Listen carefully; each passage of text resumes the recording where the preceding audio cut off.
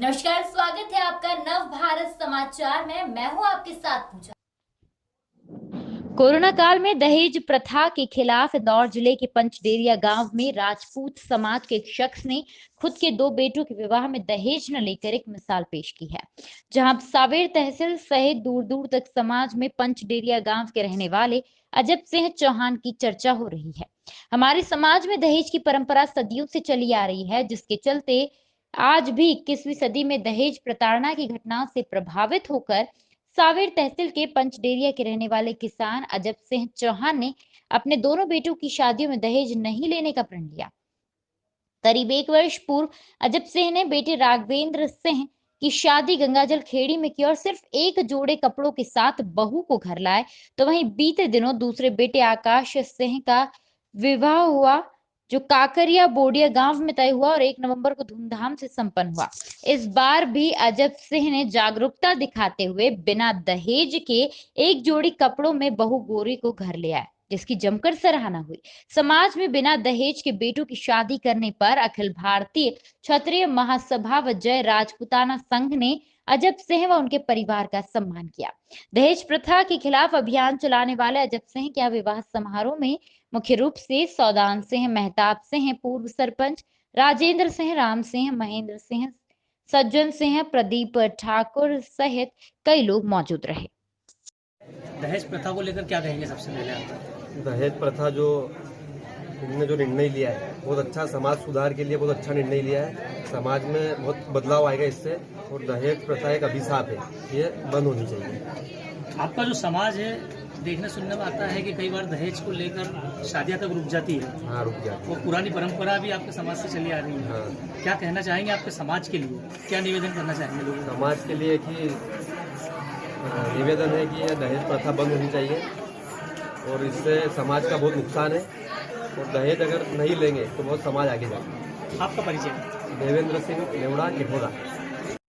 आपकी शादी हो रही है और आप दहेज नहीं ले रहे हैं, सबसे पहले आप किस तरह से क्या देखते हैं इसमें, क्या कहना चाहेंगे? मेरा ये कहना है कि दहेज प्रथा बंद ही हो जाए।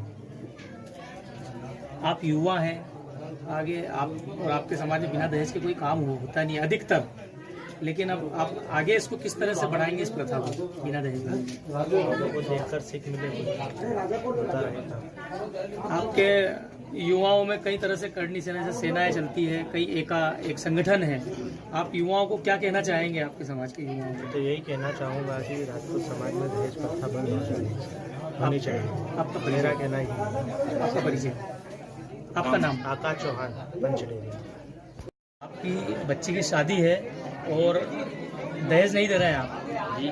सुनने में आया कि आपके जो समधी जी है उन्होंने ही दहेज लेने से इनकार कर दिया है। उन्होंने दहेज लेने से इनकार कर दिया। मेरे एक बच्चे की भी शादी है, मैंने हमारे भी उनको भी मना बोल दिया है कि दहेज मैं भी आपसे नहीं लूँगा। क्या समझते हैं आप, जैसे दहेज नहीं दे रहे हैं आप और आपके समाज में दहेज का प्रचलन है, देखिए क्या कहना चाहेंगे आप? देखिए सर, ये एक हमारी समाज का दस्तूर बनेगा, उससे लोग जागरूक होंगे, समाज सुधरेगी, राजपूत समाज का नाम चलेगा। जो भी कुछ है, हमारे जो बीआईजी है अपने अजब सिंह जी ठाकुर, ग्राम डेरिया पंथ वाले, उनका कहना ये है कि दहेज प्रथा जो है ये बंद करी जाए, उससे कोई फायदा नहीं होगा, और जो भी कुछ होगा सब अच्छा ही होगा, समाज में सुधारगत होगा। आज के ज़माने में दहेज प्रताड़ना के चलते बड़ी संख्या में लड़कियों के साथ जाती होती है और उनकी जान तक चली जाती है, कुछ कहना चाहेंगे आप? नहीं, वो ऐसा इन लोगों को नहीं करना चाहिए। जो लड़की जो अपनी ब्याह करके अपन किसी की बेटी को लाते हैं, किसी के अपने घर से दूसरे के घर बेटी जाती है, उनके साथ में ये अन्याय नहीं होना चाहिए। आपका परिचय? मेरा परिचय है दुले सिंह राजपूत, ग्राम काकरिया बोडिया। आपकी बहन की शादी है और दहेज प्रथा को लेकर आपके जो बेजी साहब हैं वो दहेज नहीं ले रहे हैं, आप क्या कहेंगे इसको लेकर? मैं तो ये बोलना चाहता हूँ कि ये बहुत बढ़िया काम है। अगर इनको देखते हुए अगर हर एक समझना चाहता है तो दहेज प्रथा बंद हो सकती है। इनको अगर इनके नज़रिए से अगर सब देखेंगे तो दहेज प्रथा बंद हो सकती है, और इनको ही देख के हमें भी सुधार आया है। इनने हमसे दहेज नहीं लिया, तो हमने भी, मतलब मेरे पापा ने बोला कि हम भी दहेज नहीं लेंगे, इसलिए हम भी दहेज नहीं यानी लेंगे। कि आपकी भी शादी है तो आप हाँ, मेरी भी शादी है। आपने भी मना कर दिया दहेज का। मैंने भी मना किया। यानी कि समाज सुधार की एक पहल शुरू कर दी, कारवां आगे बढ़ना है। हाँ, आपका नाम? राजेंद्र सिंह सोलंकी। हमारे अध्यक्ष श्री चौहान जी ने जैसे टीम में दोहरा शतक लगता है, ऐसे इन्होंने दहेज ना लेकर दोहरा शतक दिया। उनको बहुत बहुत बधाई और शुभकामनाएं देता हूँ इस कार्य के लिए। और समाज को मैं इस प्रथा, दहेज प्रथा के बारे में नकारते हुए बोलता हूँ कि यहाँ लेना ही नहीं चाहिए। इससे दहेज से लड़कियाँ शोषण होता है और आत्महत्या करने के लिए व्यवस्थित हो जाती है। दहेज को रोकना चाहिए और यह जन जागरण इनके द्वारा चलाया गया, इसलिए बहुत बहुत धन्यवाद। दहेज प्रताड़ना को लेकर आपने एक अभियान शुरू किया है जिसके तहत आपके घर में शादियां हो रही है और आप दहेज नहीं ले रहे हैं, क्या कहेंगे आप? मैंने शुरू से फैसला कर लिया था कि दोनों लड़के का मैं दहेज नहीं लूँगा।